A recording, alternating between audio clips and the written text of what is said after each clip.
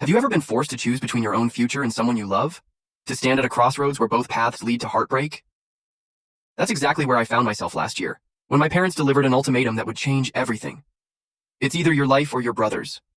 I still remember the weight of those words hanging in our living room. The way my mother's voice cracked as she said them. The way my father couldn't meet my eyes. The way my brother, my best friend since childhood, sat hunched on the couch, shame radiating from every pore.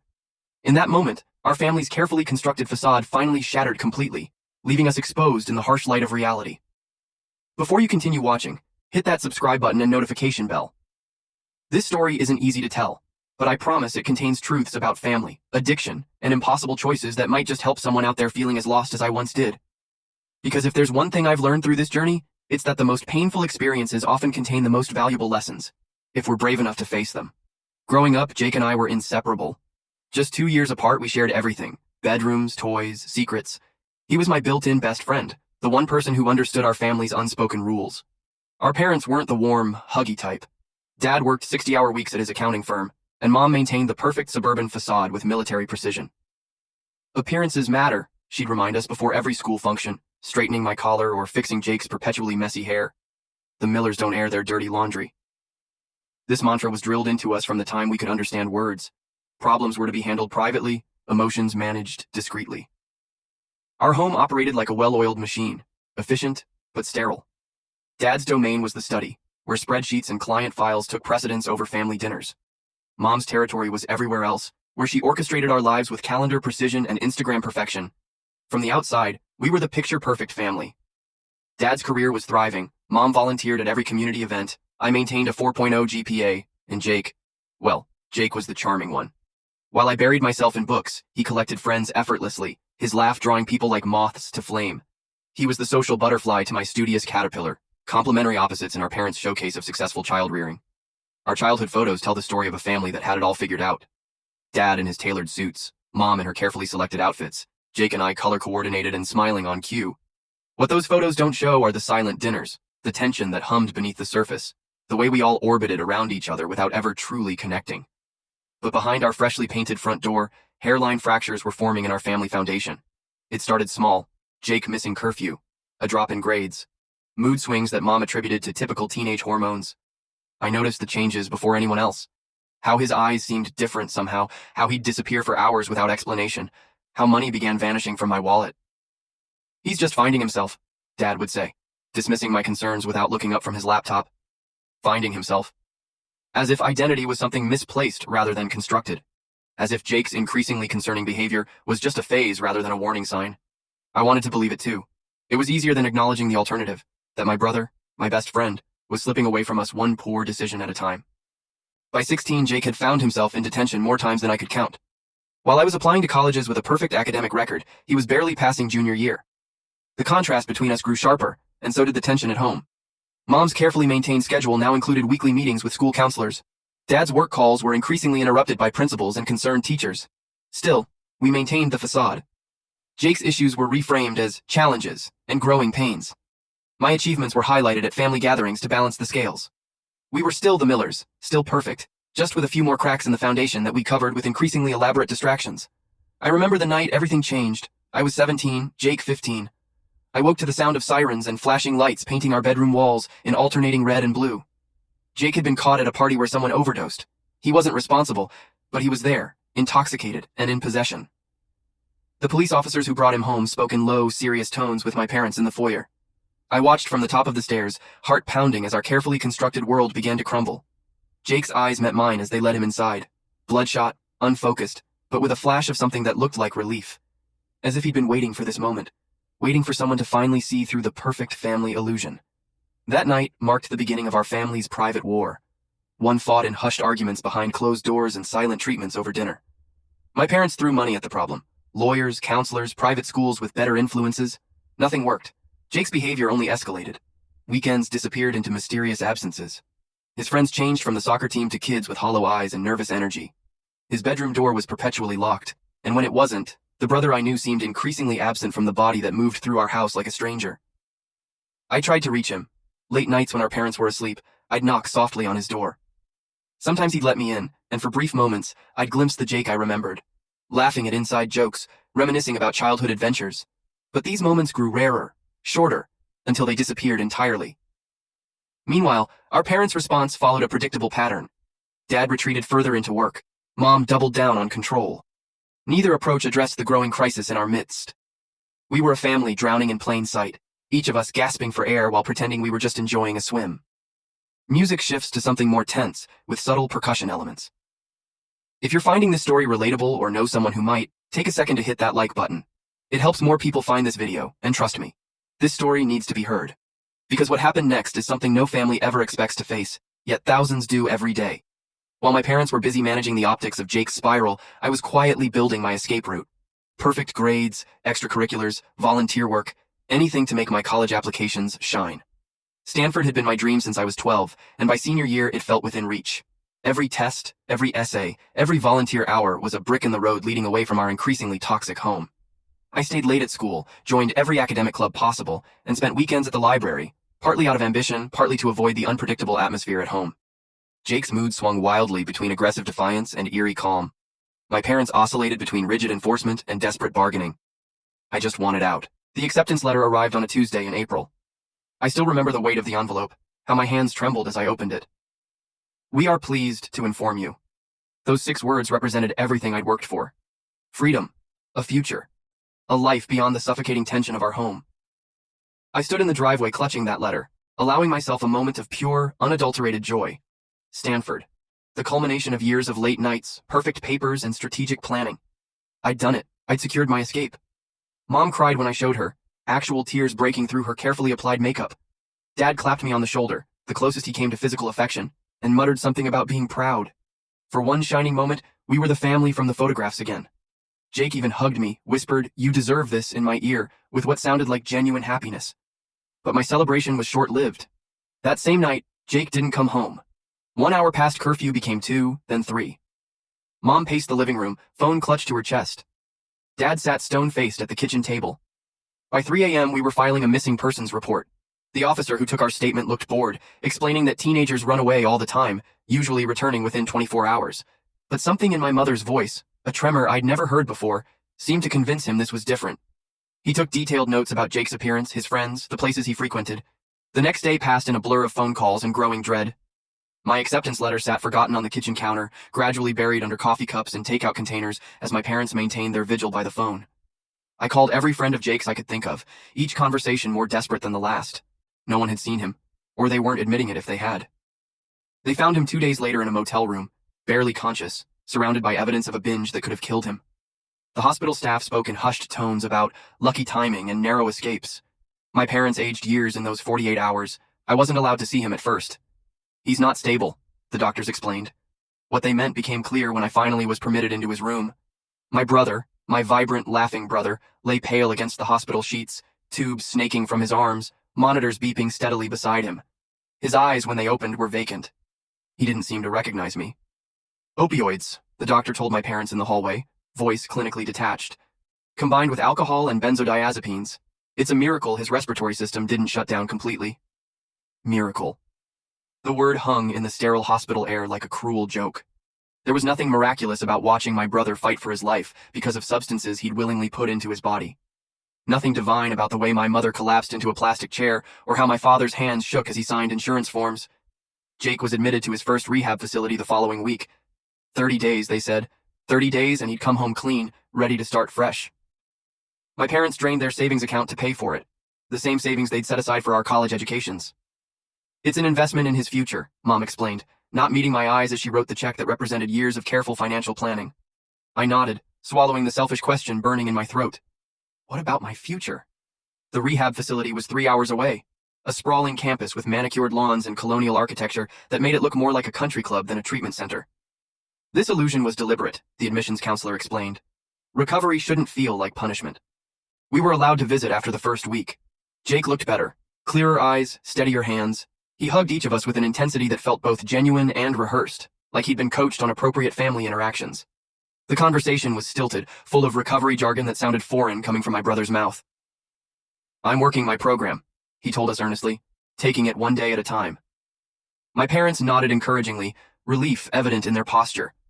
I tried to see past the scripted responses to the brother I knew, but he felt like a stranger in familiar packaging. This version of Jake was too polite, too agreeable, too perfect. It reminded me uncomfortably of our family photos, all surface, no substance.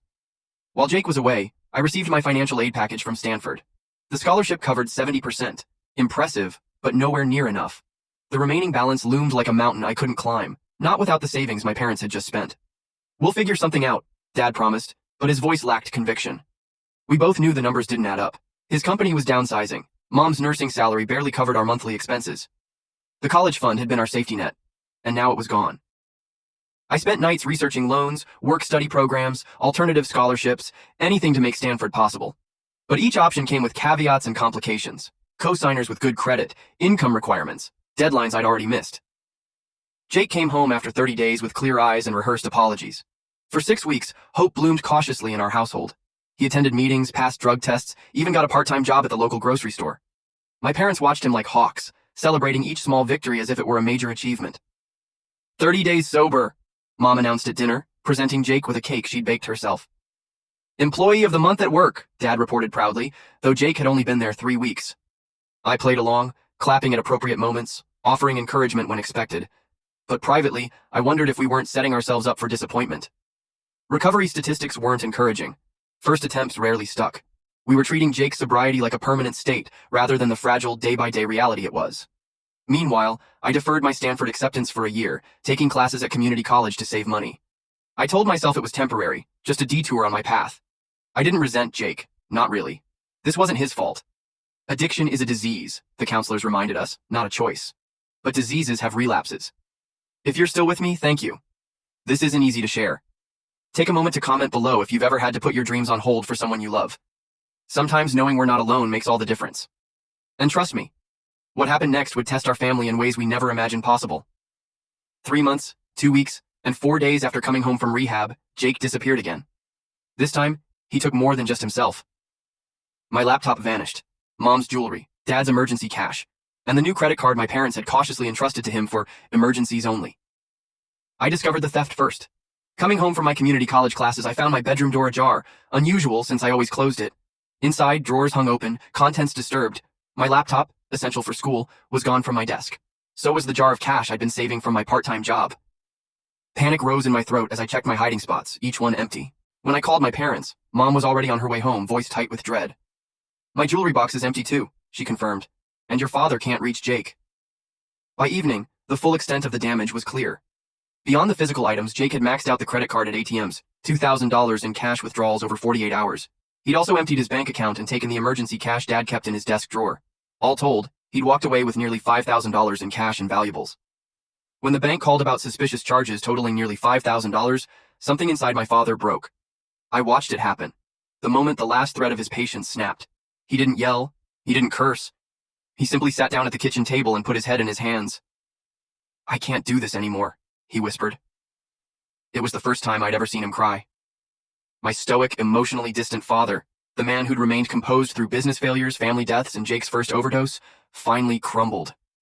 His shoulders shook with silent sobs as my mother and I stood frozen, witnessing the collapse of our family's final pillar. We filed a police report, though we all knew pressing charges wasn't an option we'd pursue. We called Jake's friends, his sponsor from the recovery program, even checked the motel where they'd found him last time. Nothing. He had vanished completely, taking our resources and last shreds of hope with him. For 3 days, we existed in limbo. Mom took leave from work, jumping at every phone call. Dad moved through the house like a ghost, checking and rechecking the doors and windows each night. I attended my classes mechanically, unable to focus without my laptop, unable to explain to professors why my assignments would be late. Jake returned 3 days later, shamefaced and strung out. There was no dramatic confrontation, no intervention like in the movies. Just a family dinner where nobody ate, followed by my father clearing his throat. "We need to talk about what happens next," he said, his voice eerily calm. All of us. That night, in our living room, my parents laid out the brutal math of our situation. The first rehab had depleted their savings. The credit card charges and stolen items had maxed out their emergency funds. Dad's company was downsizing, his job suddenly precarious.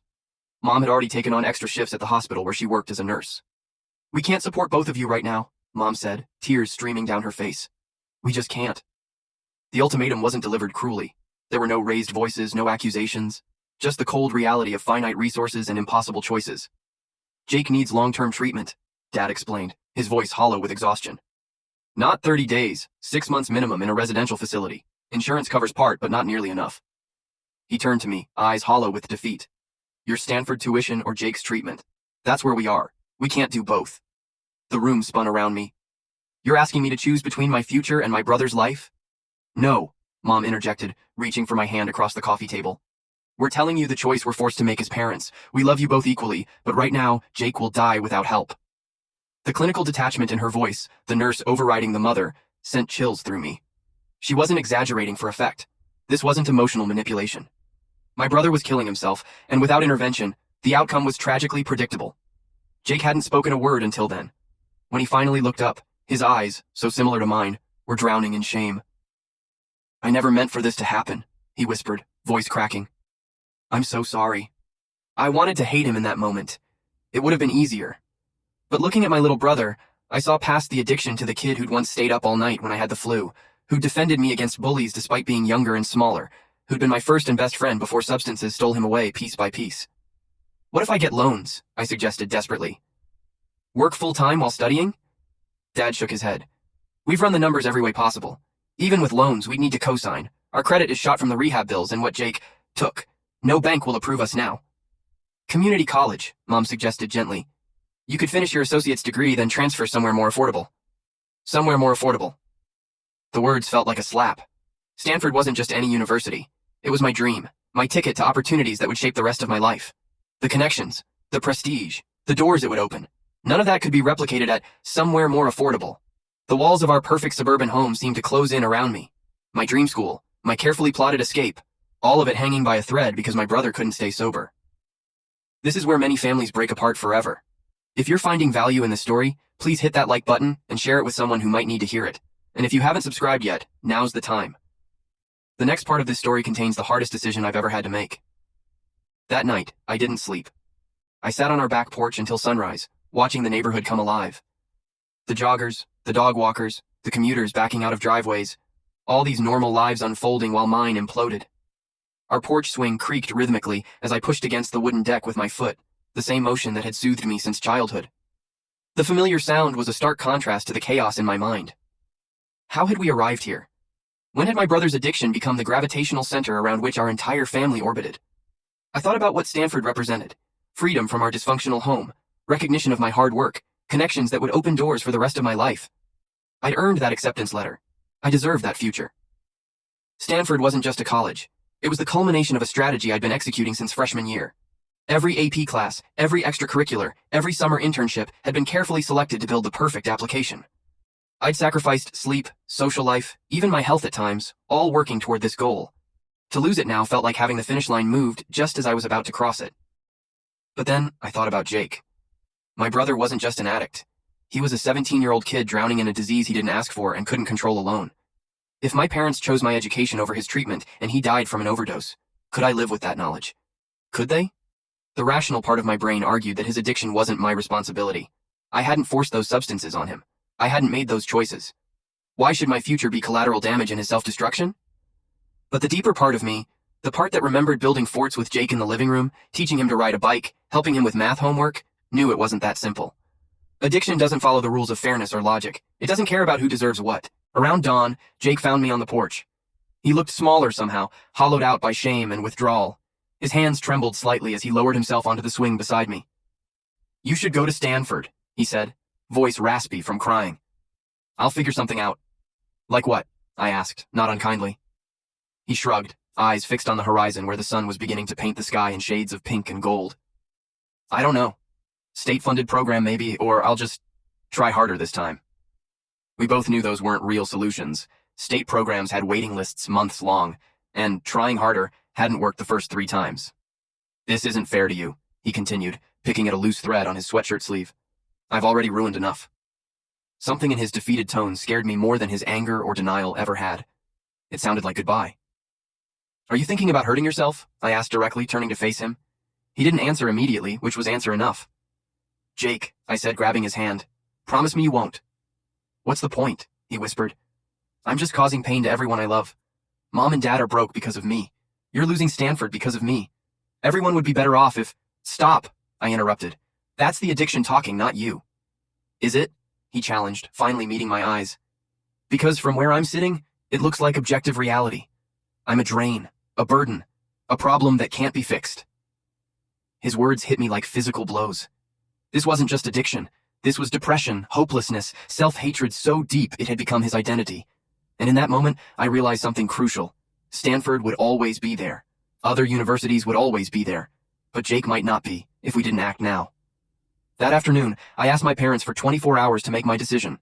They agreed, relief and guilt warring in their expressions. I drove to Stanford's campus, a 2-hour journey I'd made many times during the application process, but never with such heaviness. The campus was beautiful in late spring. Students lounged on the quad, laughing and studying. Professors hurried between buildings with purpose.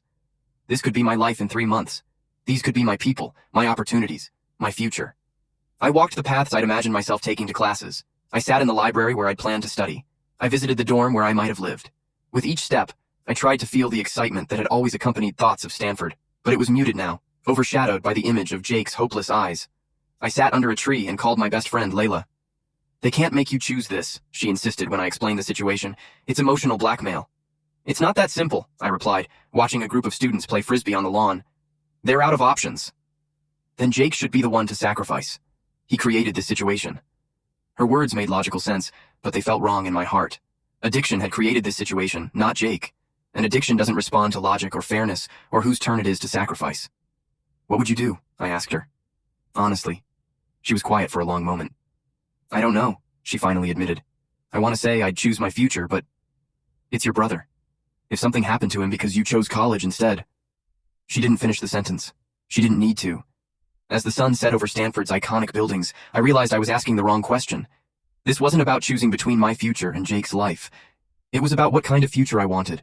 One built on academic success but shadowed by family tragedy, or one delayed by circumstance but unburdened by regret. I thought about the person I wanted to become. Would that person prioritize prestige over family, career advancement over a brother's life? The answer came with surprising clarity. No, that wasn't who I was or who I wanted to be. The realization didn't make the choice easier, but it made it clearer. I wasn't giving up my dreams. I was postponing them for something more immediately important. Stanford would still exist in 2 years, or 3, or 5. But Jake needed help now. As I drove home in the gathering darkness, a strange calm settled over me. The choice still hurt. I wasn't in denial about what I was sacrificing, but it no longer felt impossible. Just incredibly, painfully difficult. If you're facing an impossible choice in your own life right now, know that you're not alone. Drop a heart in the comments if this resonates with you, and let's build a community of support right here. Because sometimes the hardest decisions are the ones that define us most clearly. I returned home with clarity I hadn't expected to find. My parents and Jake sat at the kitchen table, a tableau of anxiety and anticipation. The atmosphere was thick with unspoken fears and hopes, the air between us charged with the weight of what was to come. "I've made my decision," I announced, my voice steadier than I felt. They waited, tension thick enough to touch. Mom's hands were clasped so tightly her knuckles had turned white. Dad's jaw was set in that familiar way that meant he was bracing for impact. Jake couldn't look at me at all. "I'm deferring Stanford for 2 years, not 1. I'll continue at community college, transfer credits, and work full-time to save money." Dad started to protest, but I held up my hand. This wasn't a moment for negotiation or false reassurances. This was my choice, and I needed them to understand its full dimensions. "I'm not finished. Jake goes to treatment. The full 6 months, no shortcuts. But this isn't just about him getting help. This is about our whole family healing." I laid out my conditions. Family therapy alongside Jake's treatment. Complete financial transparency moving forward. A contract for Jake outlining expectations and consequences that didn't involve sacrificing my education again. "And one more thing," I added, looking directly at my brother for the first time since entering the room. "This is the last time. Not because I don't love you," I said, looking directly at Jake, "but because love without boundaries isn't really love at all. It's enablement." The words hung in the air between us, challenging the patterns we'd established over years of crisis management. My parents exchanged glances, a silent communication I couldn't interpret. Jake nodded slowly, eyes glistening with tears. "I understand," he said quietly, "and I'll do everything I can to make this worth it." "It's not about worth," I corrected him. "It's about health, all of our health. This family is sick, Jake. Not just you. All of us. The way we communicate, the way we hide things, the way we prioritize appearances over reality, it's all dysfunctional, and it stops now." My mother looked startled, as if I'd slapped her. "We've always done our best," she began defensively. "I know," I acknowledged, But your best has been shaped by your own issues that you've never addressed. Dad's workaholism, your perfectionism, the way you both avoid conflict until it explodes.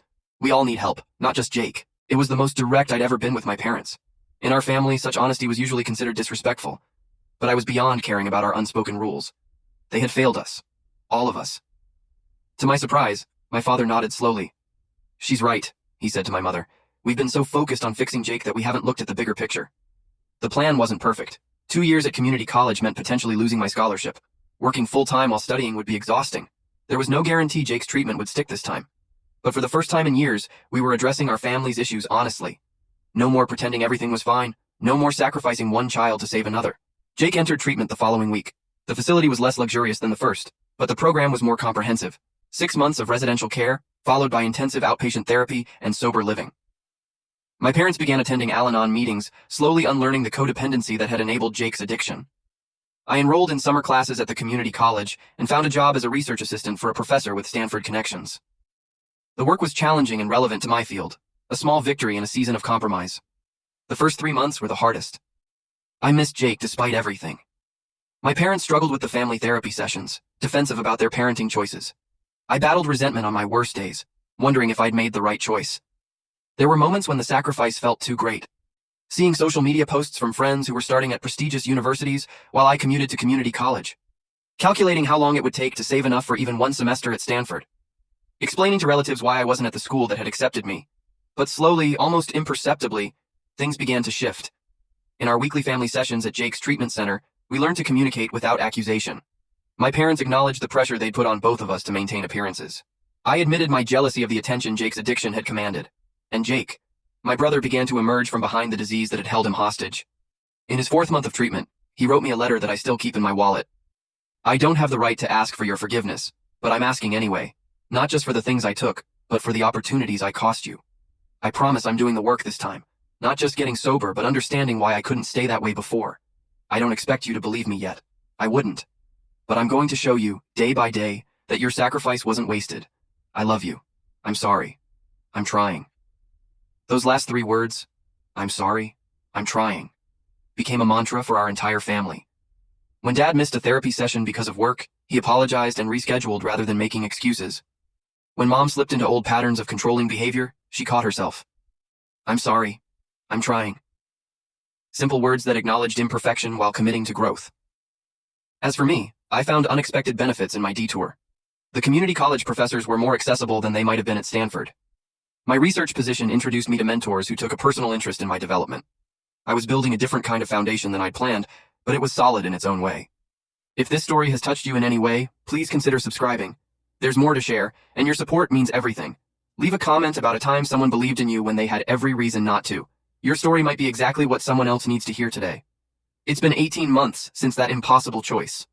I wish I could tell you everything worked out perfectly, that Jake stayed sober, that I got into Stanford on my 2nd try, that our family healed completely. The reality is more complicated. Jake completed the 6-month program and moved into sober living.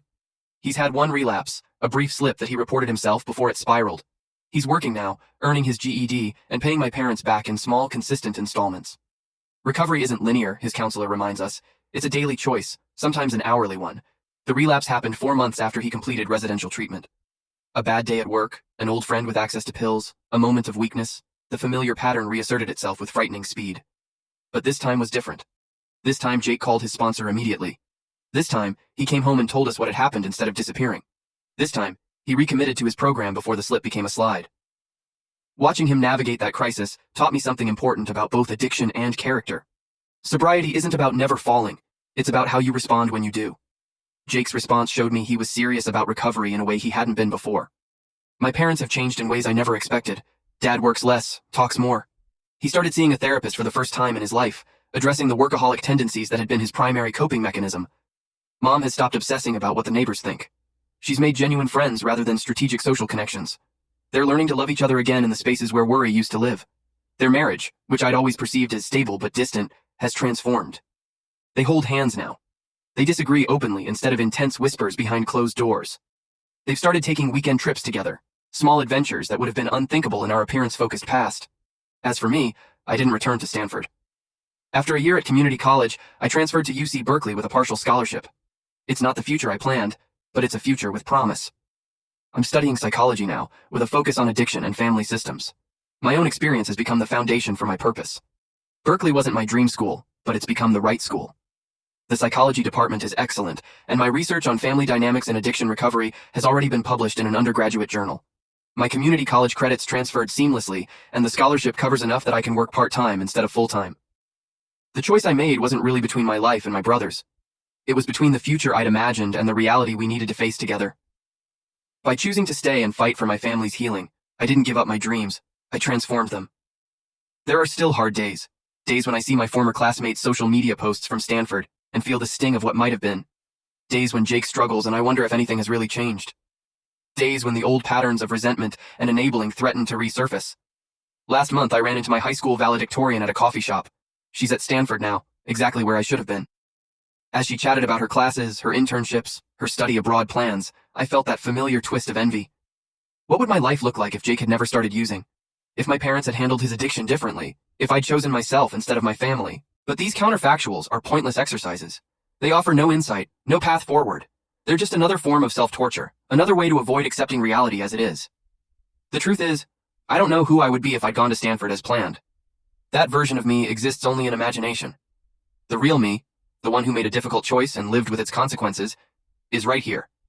And this version has developed strengths I might never have discovered otherwise. I've learned resilience not as an abstract concept, but as a daily practice. I've developed empathy that goes beyond sympathy, understanding that people's worst behaviors often stem from their deepest pain. I've discovered that my worth isn't tied to external achievements or prestigious affiliations. These aren't consolation prizes. They're genuine growth, hard-won wisdom that shapes how I move through the world. But there are beautiful days, too. The day Jake earned his 6-month sobriety chip and gave it to me. "I wouldn't have this without you," he said, pressing the metal token into my palm. The day my research professor recommended me for a prestigious internship, citing my unusual maturity and insight into family systems. The family dinner where we laughed until we cried over some ridiculous memory from childhood, the tension that had defined us for so long momentarily absent. I don't regret my choice, though it cost me more than I anticipated. What I've gained can't be quantified in tuition dollars or prestigious degrees. I've learned that family isn't just who we're born to, it's who we choose to become together, especially when staying would be easier than leaving. Jake and I talk about that night sometimes, the night our parents delivered their ultimatum. "I would have understood if you chose differently," he tells me. Maybe that's true, but I wouldn't have understood it myself. What my parents couldn't have known when they delivered their ultimatum was how that moment would ripple outward, touching parts of our lives they never anticipated. My decision to stay and support Jake's recovery didn't just change my educational path. It fundamentally altered how I see the world.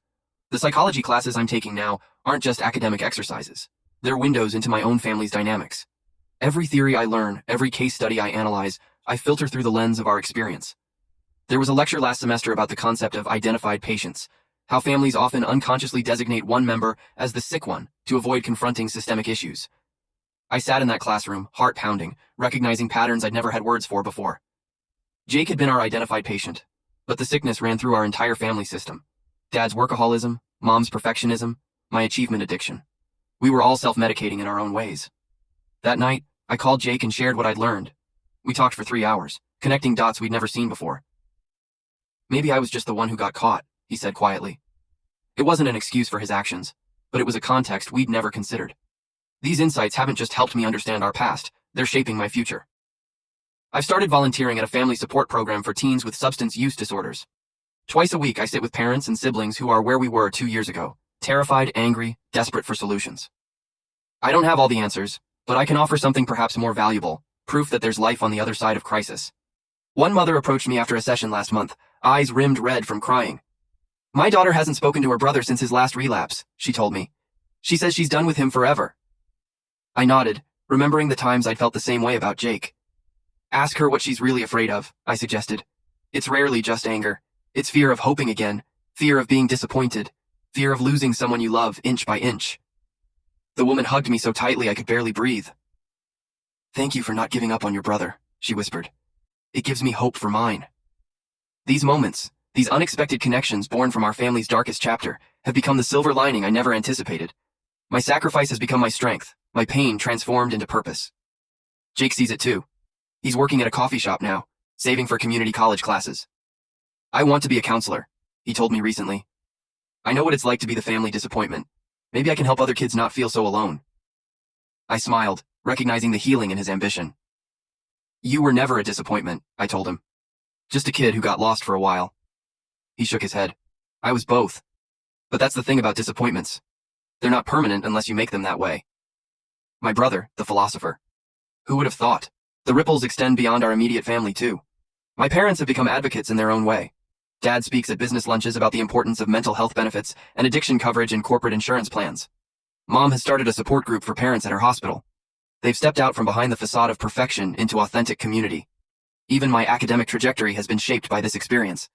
My research focus on family systems and addiction recovery has opened doors I never expected. Last semester, I was invited to present at an undergraduate research conference. Standing at that podium, sharing findings directly influenced by my family's journey, I felt a sense of purpose that transcended any prestige Stanford might have offered.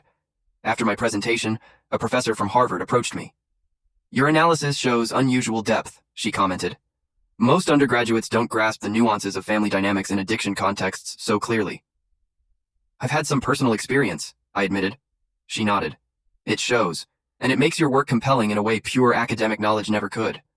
Have you considered graduate programs? That conversation led to an invitation to apply to Harvard's clinical psychology PhD program, a possibility I'd never even considered before our family crisis. Now it's become my new dream, one that feels more aligned with who I've become than my original Stanford plan ever was. Music builds slightly, becoming more layered. Before we continue, if you're finding value in this story, please take a moment to like this video and subscribe to my channel. Your support helps me reach others who might be struggling with their own impossible choices. And if you know someone who needs to hear this message, share it with them. Sometimes the right story at the right time can change everything. The strangest part of this journey has been discovering the unexpected gifts hidden within what initially felt like pure loss.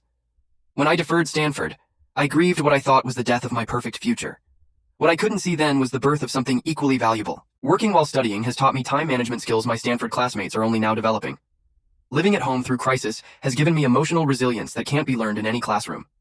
Watching my brother fight for his sobriety has shown me what true courage looks like. These aren't consolation prizes. They're legitimate advantages, just not the ones I'd planned for. Last month, I attended a networking event through my internship program.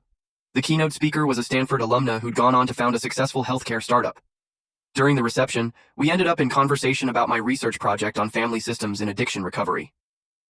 What made you interested in this field? She asked, swirling her sparkling water thoughtfully. I hesitated, then decided on honesty. I told her a condensed version of our family's story, the ultimatum, my choice, the unexpected path that followed. She was quiet for a moment after I finished. You know, she finally said, I interview dozens of Stanford graduates every year for positions at my company. Most of them have perfect resumes and zero life experience. What you just described, that's the kind of resilience and emotional intelligence we're desperate for, but can't teach.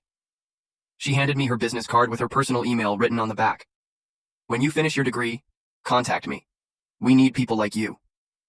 I walked away from that conversation with a strange feeling, not quite vindication, but something close to it. For the first time, I could see how my detour might actually be a more direct route to the person I want to become. Jake noticed the shift in my perspective. You seem different lately, he observed over breakfast one morning. Less angry. I'm starting to think this wasn't a sacrifice, I admitted, stirring my coffee thoughtfully. Just a different path. He nodded slowly. Still wish you didn't have to take it because of me. I didn't take it because of you, I corrected him. I took it because of us. There's a difference. And there is. The distinction matters. This wasn't something done to me. It was a choice I made with open eyes. Not a perfect choice, but a human one. The kind that shapes a life. Another unexpected gift has been the deepening of friendships. When I first deferred Stanford, many of my high-achieving friends didn't understand. They saw it as throwing away opportunity, prioritizing someone else's problems over my own potential. Some drifted away, uncomfortable with choices they couldn't relate to, but others stepped up in ways I never expected. Layla, who initially questioned my decision, has become my strongest supporter. She visits regularly, includes Jake in our plans when appropriate, and never makes me feel less than for my community college start. You're still the smartest person I know, she tells me. That hasn't changed because of where you're taking classes. New friendships have formed too, deeper, more authentic connections than many I had in high school. My community college study group includes a single mother returning to school after 10 years, a veteran using his GI Bill benefits, and a former addict now 5 years sober. Their perspectives have enriched my understanding in ways my carefully curated high school social circle never could. Even my relationship with Jake has transformed. Before his addiction, we were close in the easy way of siblings with compatible personalities. Now we've forged something deeper through crisis and recovery. We've seen each other at our worst and chosen to stay anyway. That kind of bond can't be manufactured or rushed. It can only be earned through shared struggle. Last week, he came to one of my psychology classes as a guest speaker for a panel on addiction recovery. Watching him share his story with clarity and ownership, seeing my classmates engage with his insights, I felt a pride that transcended any academic achievement. "Your brother is incredible," my professor commented afterward. "His self-awareness is remarkable for someone his age." "He's had to grow up fast," I replied. "So have you," she observed quietly. She was right. We've both been forced to develop beyond our years. Jake through the brutal self-examination that recovery demands, me through the responsibility of an impossible choice. Neither path was one we would have chosen, but both have shaped us in ways we're only beginning to appreciate. Recovery, for addicts, for families, for dreams deferred, isn't a destination, it's a practice. Some days we excel, others we barely show up. But we keep coming back to the work because the alternative is unthinkable. Jake has been sober for 14 months now. Not continuously, there was that one slip at month 4, but 14 months of commitment to the process. He attends meetings daily, works with a sponsor, makes amends where possible. The brother I knew before addiction is returning but changed. Humbler, more thoughtful, occasionally even wise. Last week, he celebrated by taking me to dinner. Nothing fancy, just a local pizza place we'd loved as kids. As we shared a pepperoni and mushroom like we used to, he pulled out a small wrapped package. "What's this?" I asked, surprised. "Open it," he urged, uncharacteristically nervous. Inside was a delicate silver bracelet with a single charm, the number 427. 427 days, he explained. "That's how long I've been working on sobriety, but it's also how long it's been since you chose to believe in me when you had every reason not to." I blinked back tears, slipping the bracelet onto my wrist.